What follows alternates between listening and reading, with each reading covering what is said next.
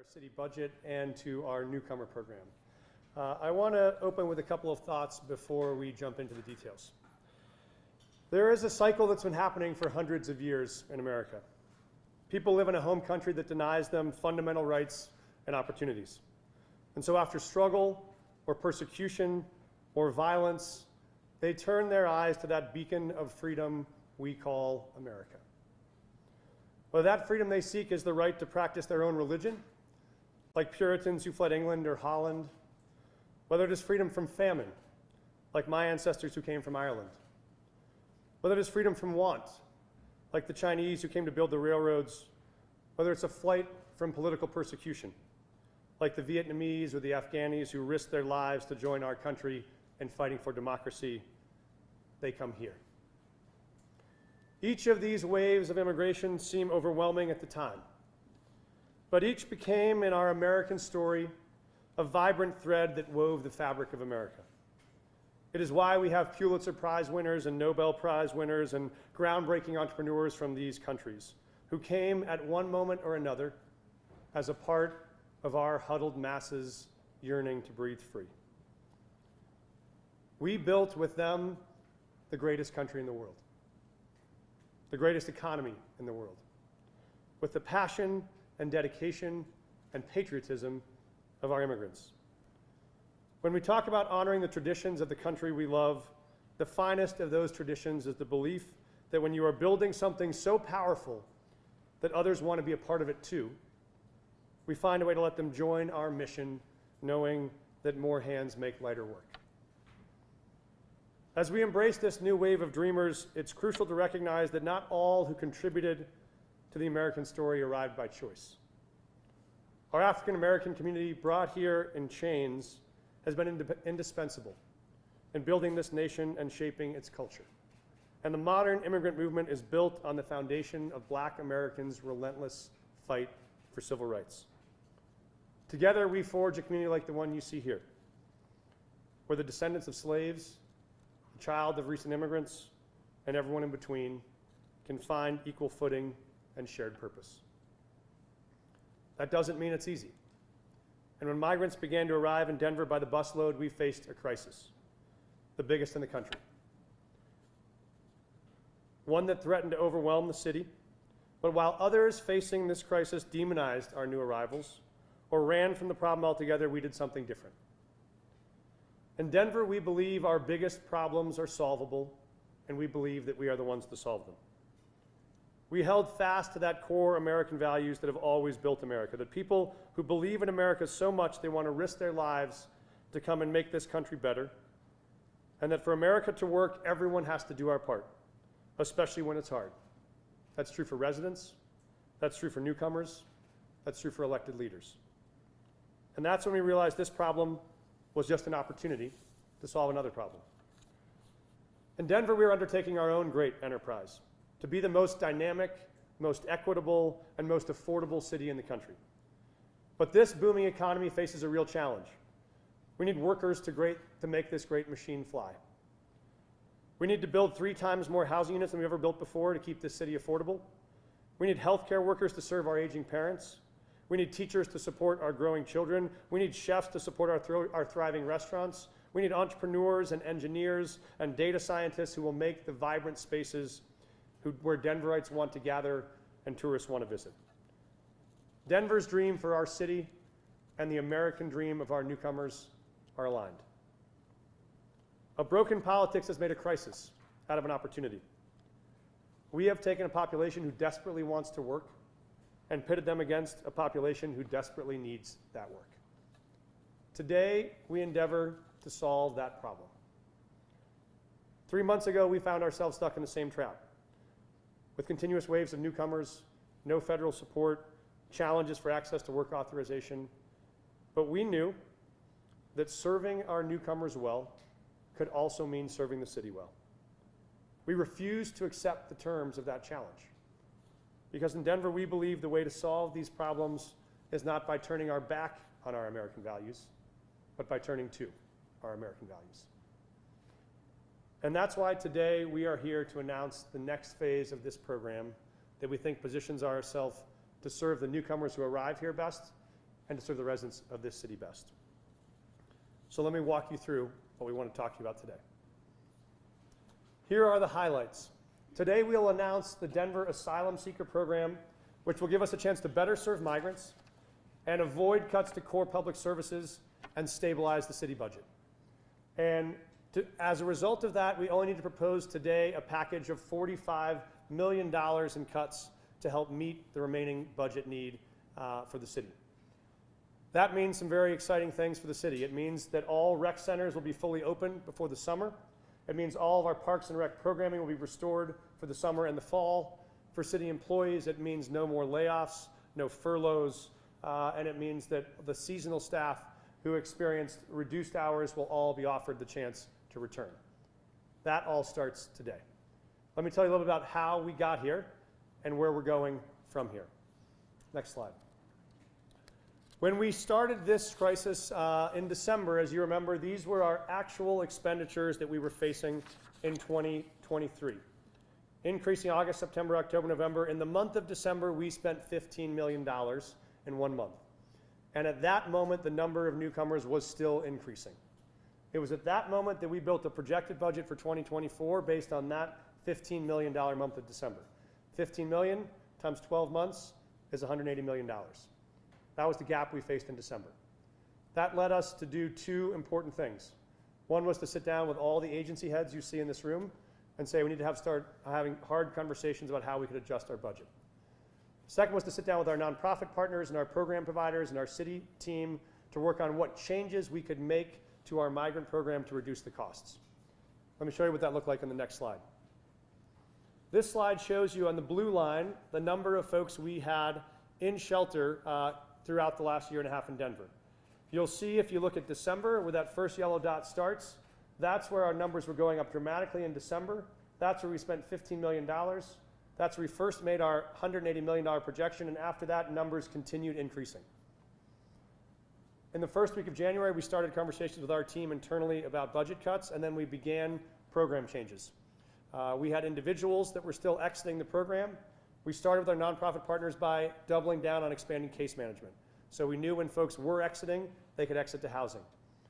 That also meant resuming our length of stay requirements, which meant beginning to exit families again who we had been holding in shelter to get through the cold winter.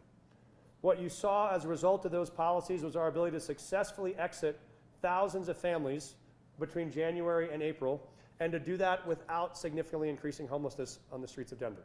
That is an incredible testimony to the work of our nonprofit partners, and none more than Yoli Casas, who is here today, who helped lead this effort for Vive Wellness.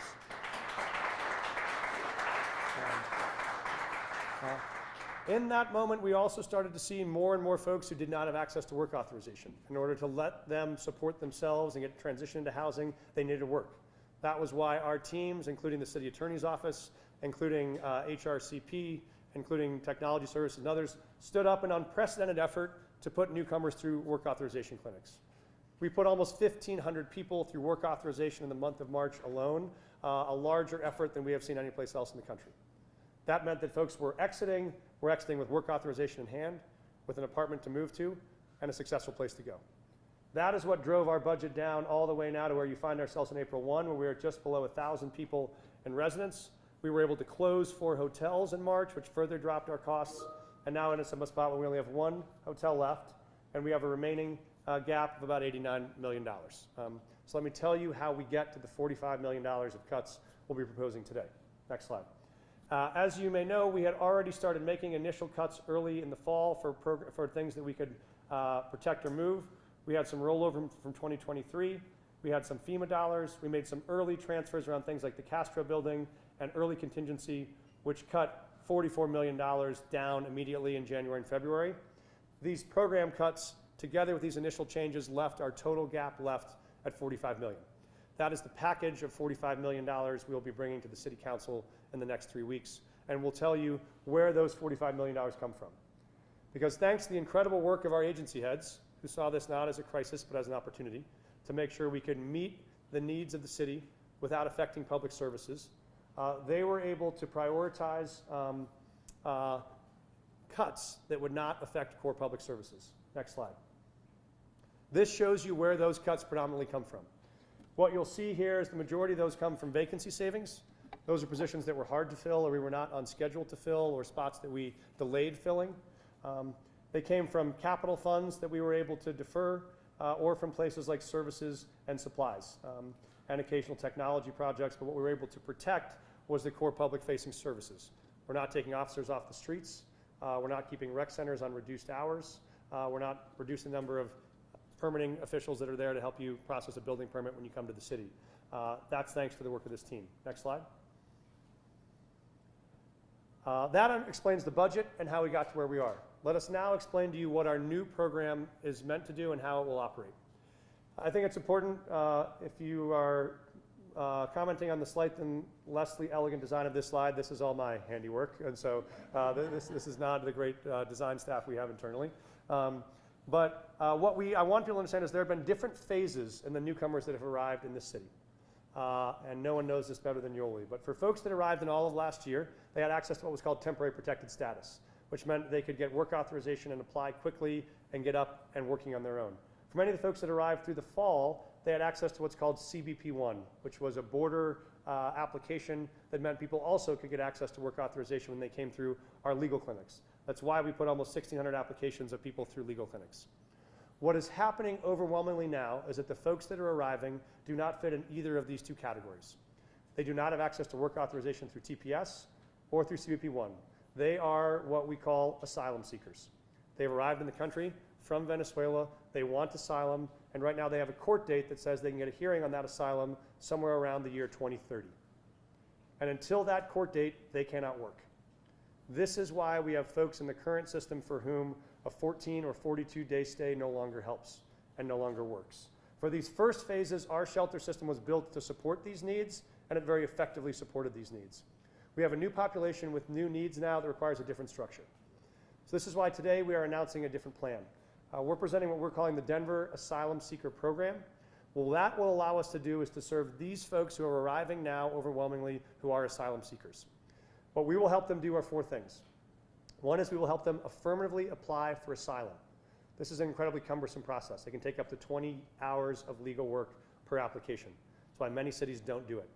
The benefit of filing the application is once you file proactively for asylum, within 180 days, you can get access to work authorization.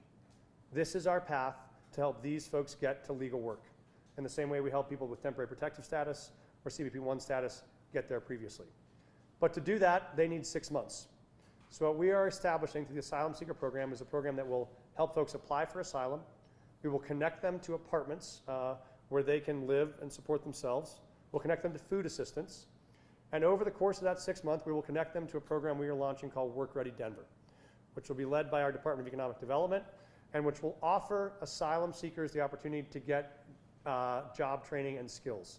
That can mean everything from English language services to financial literacy to newcomer integration and support, as well as the opportunity to connect to industries that they want to enter, to get certificates in those industries if they're applicable, and to have on-the-job training opportunities that are unpaid. So that when those 6 months pass, they can get their work authorization, they have certification, they have training, they have preparation, and they can enter the industries in this city that have openings they so deeply want to fill to drive the economy they want to help us support. That's the path going forward. What that means is we will change the structure of our current shelter system. We will no longer move forward with a hotel infrastructure that offers 14 or 42-day stays, because that is not the right structure for the services we have. For those folks that are in shelter today, they will have access to the Asylum Seeker Program if they want to enter it. We will work to help them access apartments, help them access workforce training, and get on the path to work authorization.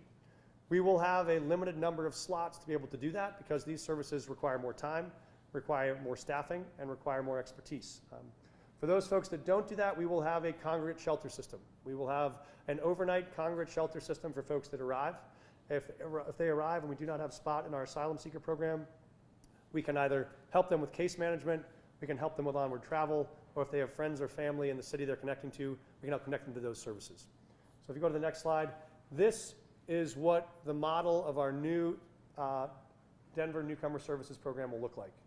You see, we'll continue to serve folks who are never in shelter. If you just came to Denver on your own and never came through our shelter system, you can still access work authorization. You can still access some wraparound supports and services. If you, on the other side, have come through our system and exited shelter, you can still access our workforce authorization clinics. You can still access some wraparound services and case management we'll have in place with partners. And you can still access onward travel if that's the best decision for you. For folks that enter the Asylum Seeker program, there are these 4 components I laid out: asylum clinics, apartment housing for up to 6 months, food assistance, and participation in our work-ready workforce training program. For folks that are not in that, our other option would be the short-term congregate shelter, where we can help case manage them to exit independently within 72 hours, or to be able to onward travel.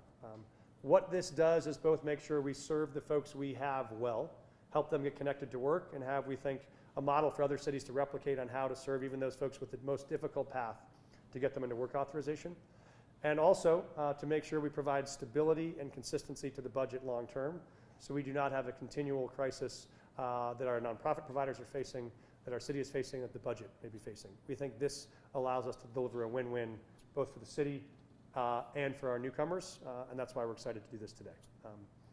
I'm going to stop there, and I'm going to ask all of our agency heads, as well as Yoli and some of our key nonprofit partners, to come join me on the stage, and we'll be delighted to take questions, because we know you may have specific questions on budget, on program, on operations, but I want you both to be able to have the team that has helped make this possible here to answer those questions.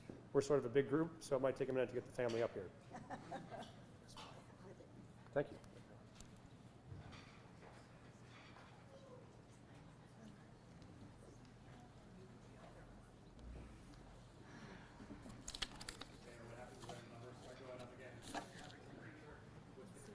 Sure. All right, everyone ready? So the first, by the way. Question was, what happens if numbers begin to go up again? So what we will do is, when we have availability in the asylum program, we will welcome new folks into it as capacity is available. We will take all the folks that are in shelter tonight and be able to right away allow them access to that program. They'll be the first in line for that program.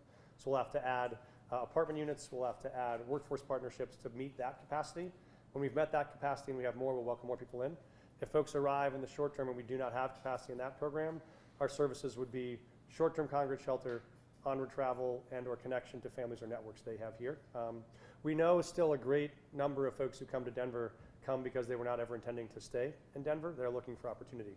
And so many of them were put on a bus to Denver against their will in the first place. So we've always had this service.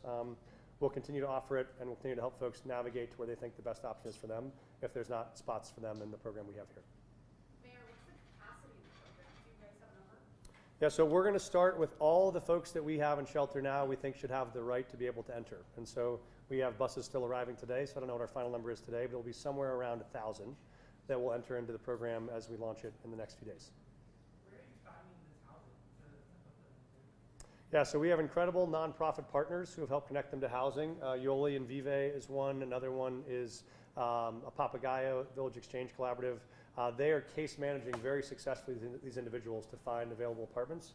Happy to have you talk about that, Yoli, if you want to. Yes, absolutely. And so Step right up there there. are so many apartment complexes that we actually go through and have conversations, and they're really happy. So basically, they do the same as everybody else. They have to apply for it. They have to do background checks. They have to look at they're making enough money, or at least somebody's helping them. Sometimes we get families together. And the beautiful thing is, citizens have come through and say, we have rental properties that we would like to help. So that has been huge for us. So that's together we actually reach out and meet families with their places to live. And now that we know the kids are in school, we try to match them close to their school. With folks waiting for their work authorizations, how do you guys expect them to pay rent? Yeah, great question. So this is why we built this model around the needs that folks have around a 6-month wait for work authorization. So what we've found is, Nicole has this great phrase that I love, which is, the current system we had is not a way you would support your own family. You wouldn't eat out 3 meals a day and stay at a hotel every night. That'd become very expensive for you. But that's the structure we had. And it's much more expensive. To put a family into an apartment and allow them to shop and cook their own food in their own home is much more efficient.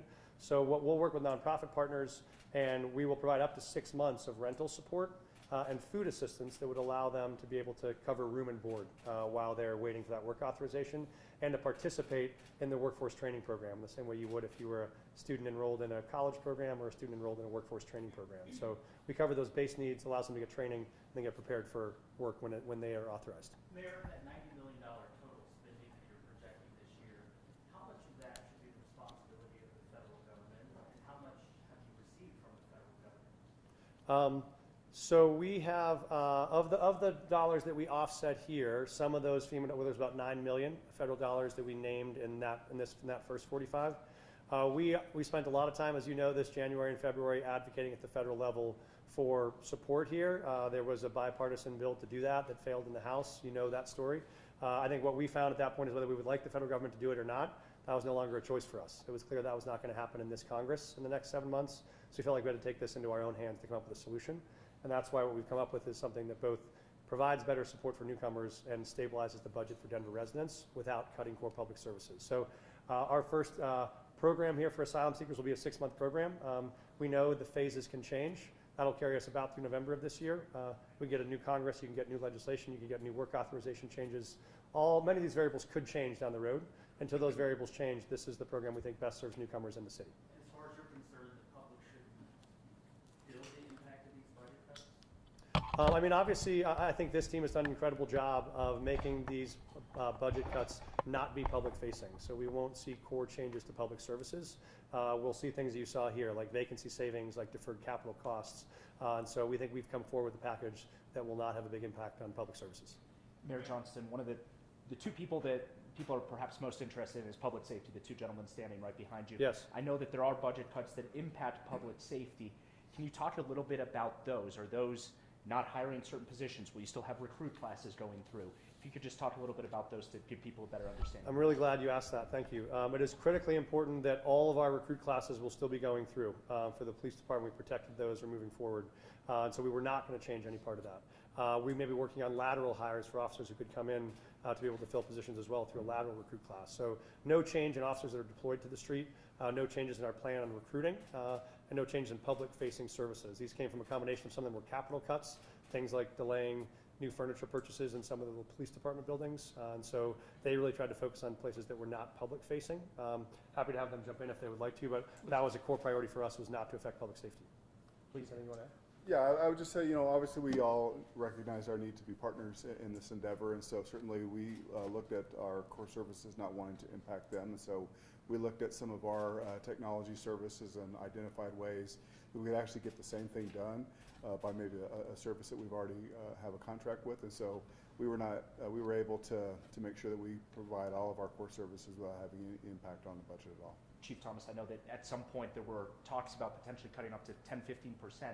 Now that number is far, far lower. Are you much happier with this situation now? Well, certainly. I mean, and certainly happy that we found a pathway to help these migrants that are coming into our city. Mr. Mayor? Yes. Just to add to your point, Mark, I think we were originally looking at around 15%. The current cuts, I think, to safety are around 2%, and so drastically lower than what we originally thought. Yes, sir. Some people might be wondering why something like this may not have been announced earlier in 2024 when you saw a spike in that December 2023 of migrants coming in. Can you talk about what it took to change the mindset from the 14 to 42 day shelter to what you're proposing now? Yeah, and this is where, if you can go back to the slide that has the line chart, what it really was us figuring out what the needs of the folks that we had that were arriving, and then meeting those needs and seeing how the needs changed. So we had to do two things. Sorry, go back a couple more slides to the, keep going, that one. So it was two things. When we saw this big budget bump, we said we got to change services, and then we got to figure out how we can reduce costs. And so that was resuming our exit policy, our length of stay policy. And then it was realizing we had a lot of folks here that could work through work authorization with CBP1 applications. That's why we stood up this massive effort around legal clinics. So that was the major focus of February and March, is let's get everybody work authorized. And once we got through that was when we discovered this huge and growing population of the asylum seekers who did not have a path to work authorization. And those are the folks that you see showing up with the squeegee on Colorado Boulevard or showing up in a Home Depot parking lot looking for day labor. So for us, it was seeing what the needs were and how we had to modify the program to meet those needs to make them successful. And is it lot of time to understand that you can do it this way, you can find a way to get them work authorization? I mean, we've spent extensive amounts of time with immigration experts around the country, legal experts, workforce training experts, partners here to build a program that we think 100% sets people up for success, sets individual immigrants up for success, sets businesses as partners up for long-term success in the city. So yeah, we're very confident that we have found a path that is going to be highly effective and totally aligned to both immigration and workforce legal requirements. Mayor Can I say Johnston, real something to quick, that? if you were like I'm going to let you speaking jump in after this. to members of the public, your constituents, how would you sell this to them? Why is this an effective use of taxpayer money in light of some of the other issues that you campaigned on, such as homelessness and housing affordability, that are so pervasive in our everyday life here? I mean, the reason why we're so excited about this outcome today is this is a plan that is going to better serve migrants who arrive in the city and better allow them to get to work to actually support the city and to support themselves and to support industries that have open jobs.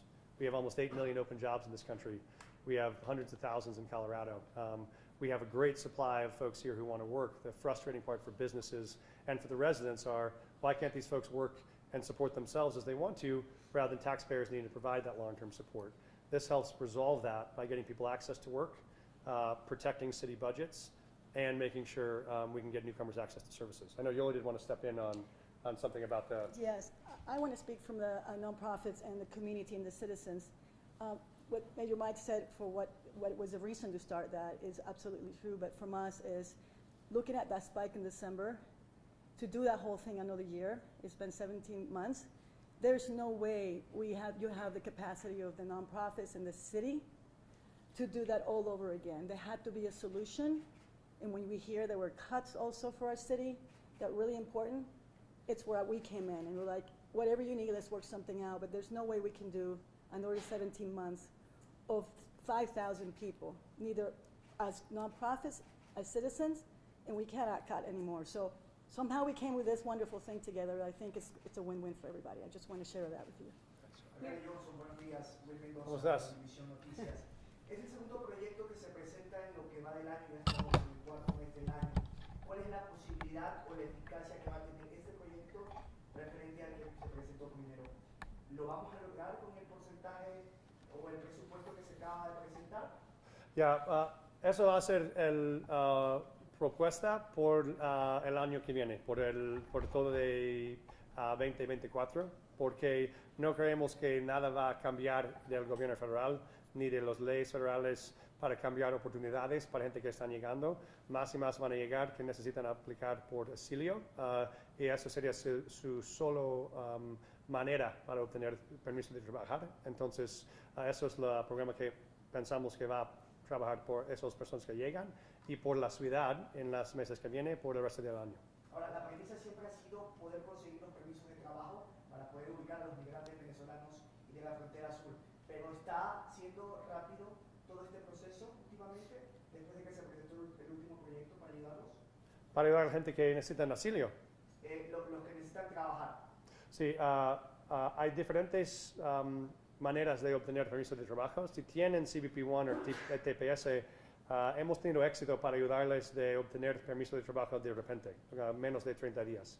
Esas personas que necesitan asilo tardan mucho más tiempo, tarde como 6 meses. Entonces necesito más tiempo para apoyarles, para obtenerles, aunque están aquí afuera en los ómnibus o otros pidiendo trabajo donde no pueden ser pagados y también muchas veces sus wages pueden ser robados. Y no queremos eso. Una última pregunta. Hemos palpado muchísimo en la comunidad latina y también americana sobre los desmanes que están causando muchos venezolanos que no quieren aplicar o que no quieren trabajar. ¿Qué pasa con estas personas? ¿Cómo los ayudamos o cómo ellos acceden a reivindicarse dentro de la sociedad en Denver y en todas las ciudades de todo el estado de Colorado? Yo creo que gente que no quieren trabajar, que no quieren aplicar por asilo, va a tener un tiempo difícil, porque en este país tiene que trabajar para apoyar a sí mismo y sus niños. Toda la gente que nosotros hablamos quieren trabajar, quieren aplicar, necesitan la ayuda para hacerlo y eso va a ayudarles para hacerlo. Sanciones para ellos. Déjame regresar porque tengo otros también. Mayor, can you Yes. describe how the training program is going to work? Who will lead it? I assume it's not compensated, right? The people participating are not compensated And what if in 6 months the outcome is that there is, maybe elections don't go a certain way and work authorizations are still stuck, people still aren't getting them? What happens? Great question. I'll give some initial answers, and then Adib from our team can jump in as well. So, short answer, you make a very important point. No one is receiving wages at all during this workforce training. No one is compensated in any way. What we do know is they can get the training to be able to enter jobs that are in high demand industries we know we have needs. And so that will include, as I mentioned, a lot of coursework. That would include English language skills, could include financial literacy, can include other let's call them assimilation courses and programming around skills here. And the ability to investigate potential career tracks and industries and to be able to have some unpaid on-the-job training opportunities in those places. So that is the curriculum and the cadence. As you know, it sounds like you're more of an expert. There is a separate question for whether asylum is granted for these folks versus whether they get an initial work authorization. They may still be facing a 6 or 7 year wait for their asylum case to be determined, but the benefit is we have not seen any challenge in getting the work authorization when you apply. So we think what's deterred most cities from doing this is how labor intensive it is to be able to file one of these asylum claims. We think it's much better outcome for us and for them and for the city to spend the time and energy to get that application done so folks can work legally 6 months later instead of trying to support themselves where they're at risk of getting taken advantage of. If there is an entirely new administration that proposes new changes, they would have to change those laws proactively in 2025. None of that should affect retroactively the folks we're helping in 2024. We're optimistic we would get an even more sympathetic and action-oriented Congress that wants to solve this problem in 2025, not a less action-oriented one, but we'll see what happens. Mayor Johnston? Yes. Yes, just spoke with a community group this morning who says that they're worried from the brief that they had with your administration that your plan would only impact those who are in shelter today or tomorrow, not necessarily those who are in shelter next month. And then also worried that if they don't get into shelter, right, if you're sheltering less people and they don't end up getting into that sheltering system, they'll never be a part of this plan at all. Is that the case, and is that a concern? Thank you. So there are two different parts of the program. One is the Asylum Seeker program, which is the longer program for folks to do the longer process of application, workforce training, et cetera. We will still have congregate shelter supports for folks that arrive, and there is not a cap on that number of people we support. We just have a much shorter length of stay, which is it's 24 to 72 hours, with the knowledge that folks either need to be connected to families or friends that they can move with in Denver, or most often that they will seek other cities to move on to. That has always been the case in Denver. I want to remind people that right now, overwhelmingly, folks at El Paso are being put on a bus to Denver, not because they want to come to Denver, know about Denver, have networks here, but because someone's putting them on a bus because it's the cheapest bus ticket and the shortest stop. So they're looking for opportunity wherever it is. We will have great opportunity for the folks in the program. We'll have case navigation and support for folks that arrive in congregate shelters still.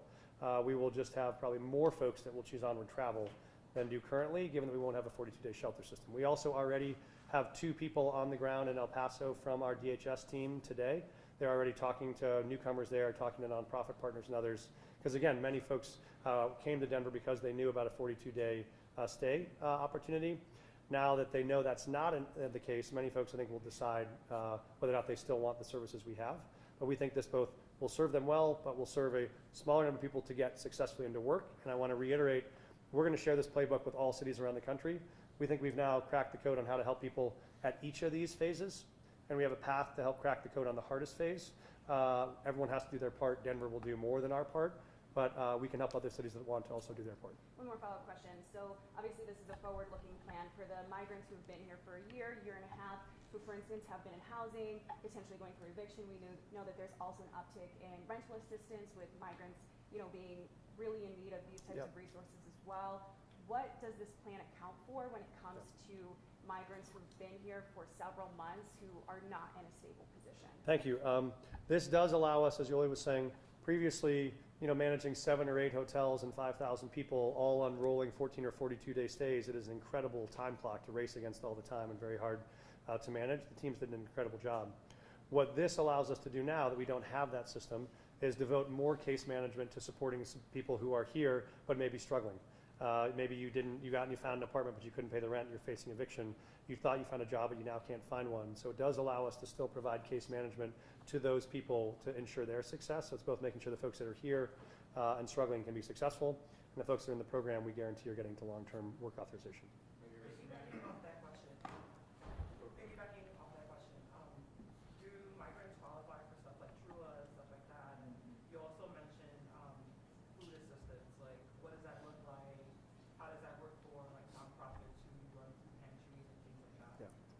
I'll let others jump in if someone else wants to jump in on this. The rental assistance as it was proposed by the city council and that we supported, does not have a citizenship requirement on it, does not ask for documentation status. So if you are a Denver resident and you are paying rent and you are at risk of being evicted, you are eligible for those services, eligible for those supports. You still might need some help in knowing how to navigate the system. You've only been in America 30 days. And so we think there are wraparound services that will be helpful, but that benefit is available. Eviction defense support can be available. There are some federal benefits that are restricted. Obviously, folks like SNAP or TANF or others, people cannot get access to. The nonprofits that are running food pantries and others in the city, we found, have really stepped up to help. Obviously, the Rose Foundation has a newcomer fund that has been a great source of support for those nonprofits. We'd encourage people who want to continue to support these efforts to continue to support the newcomer fund at Rose. But those nonprofits, I think, are still continuing to provide services without an eye towards status. I don't know if anyone wants to add to that. I can address Great. the food question. Hi, everyone. I'm Sarah Plastino. I'm the newcomer program director.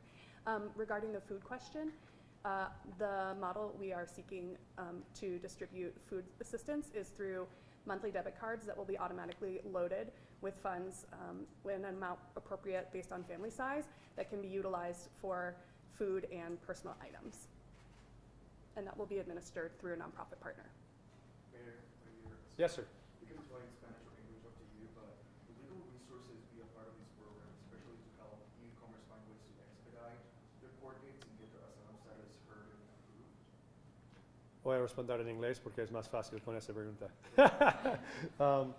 Said I'm going to respond in English for this one. So yes, part of this program is explicitly focused on the legal supports people need to be able to navigate an asylum process. And those are quite complicated. I want to be clear. This is a much more complicated process than any of the work authorization we've managed before. It requires more legal work, more infrastructure, more ongoing meetings, more documents to assemble. And so that will be part of the service, including if people have court dates or sites they have to move, we can help with that. But the key is we won't be able to fundamentally change the date at which the final asylum claim is adjudicated. That is a function of the federal government not having enough administrative law judges to do that. That's why there's millions of cases in backlog. That was, again, what was in the federal proposal to help fund this that failed when the former president opposed it.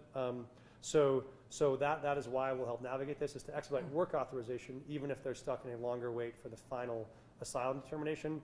But what we find is most urgent for people is the ability for them to work and support their families. That's what they care about most.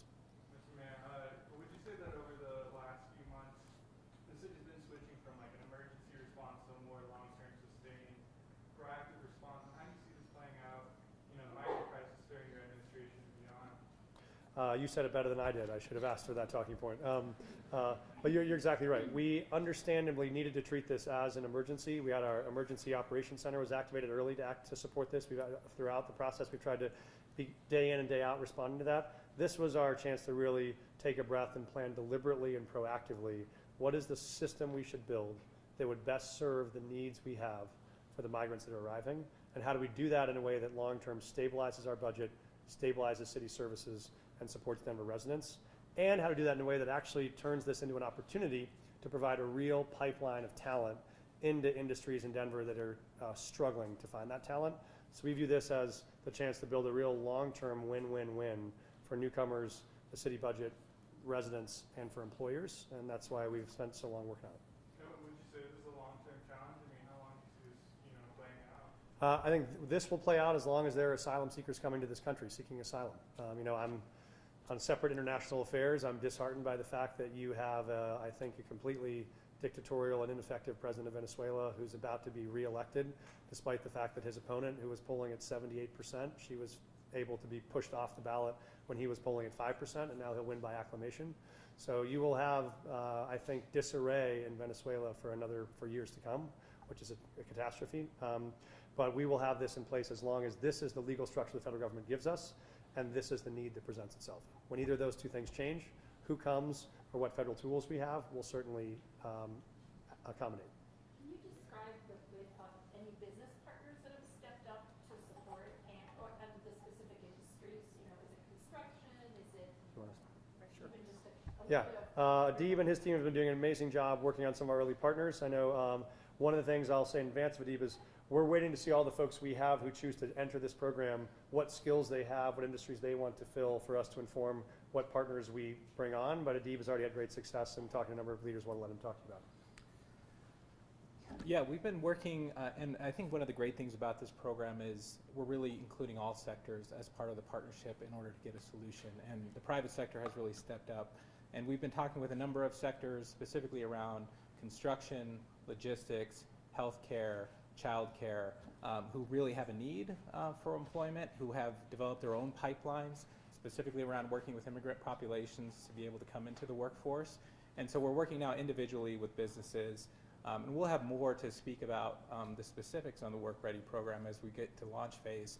But our goal is to ensure that everybody who enters the program, one, has some of that basic training that will allow them to be work ready, that will allow them to be able to function effectively in a work environment. These include things like ESL training, digital literacy, financial literacy, moving them into industry credentialing. So think of OSHA certification, first aid CPR certification, ServSafe certification, which will apply to a number of businesses. And then as we move forward, working with essentially what are unpaid internships, which will allow individuals to get that on-site experience with employers, and then hopefully from that point, work authorization kicks in, and then they'll be able to get jobs and become self-sufficient. Mayor Johnston. Oh, yes. One more. Just on the topic of the federal government going back to policies here, we heard from President Biden yesterday in an interview with Univision, signaling that he's planning an executive order that he might issue by the end of this month that would severely restrict the number of asylum seekers coming in from the southern border. Would you support a measure like that? The president has not called me on that one yet, so I'm not aware of what they have coming. We have stayed in regular touch with the White House about the efforts that we are pursuing. And so I think we are much more in a status where we are going to work under the conditions that the federal government sets and make our city successful. And so I have to know the terms of what it is and what they're focusing on. I think what we see is a lot of folks that are coming.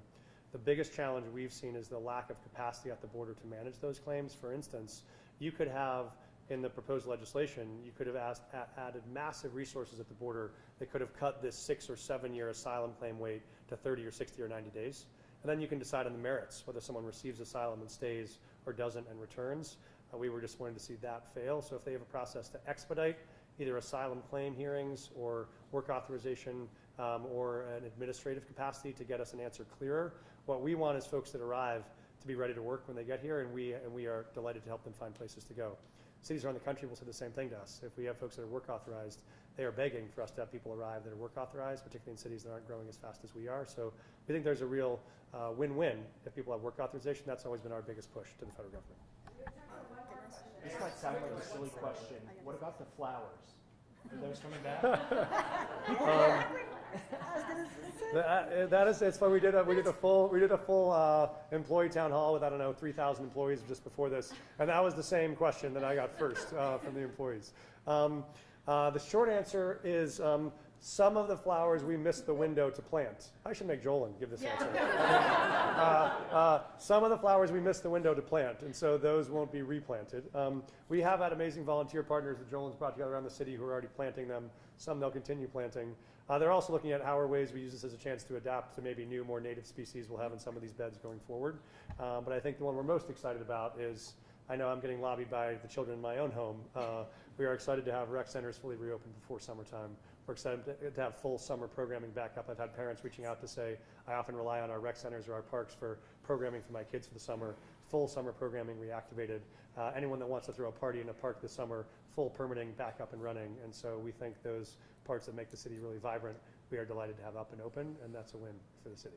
Not to end this on a serious question, but how does this program assist nonprofits who've been feeling estranged and feeling like, the city hasn't been communicating with them or has been feeling like, you guys aren't contracting with them, so they're kind of the smaller ones who aren't seeing some of the money or things like that. How does this kind of ease their...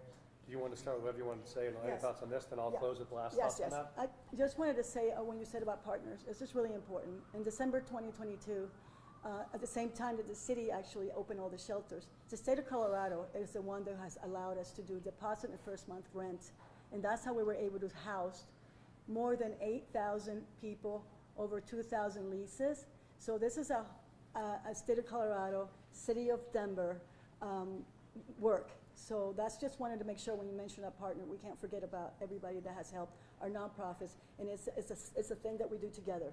In the city of Denver, I am very proud to say the city of Denver has helped so much. The citizens, the same thing as the state of Colorado. And I'll just add to say the nonprofit partners are the reason we've had the success to get where we are now, including Perla's team at HRCP that helped bring on, when you look at the brilliant work that happened around the case management for folks that were exiting shelter, that was only possible because she brought on a whole set of nonprofit partners that were pretty small. They weren't organizations that had done big grants before but wanted to be helpful, and we brought them on smaller grants with wraparound supports. They delivered great results. So we think there are lots of opportunities going forward for how we learn from and expand those partnerships and rely on some of those community members and nonprofits to do some of the ongoing case navigation we'll have for the folks that were described who might be already in the community and struggling to still be able to make it. We want to make sure those folks that are here succeed. So I'll just close by thanking you all so much for coming and for being here and for saying I think this really represents a new moment for Denver, which is the ability to take what has felt like a crisis and turn it into an opportunity to provide newcomers that arrive for the first time a real path to work and independence, to provide stability to our city budget and consistency to services, to make sure we restore all of our public-facing services for our residents, and to make sure we have a predictable budget we can work within long-term to make sure all the rest of the services folks rely on will be delivered. We'll look forward to building this into a model that Denver is proud of and we think the rest of the country can learn from. So thank you so much for having us. Have a great day.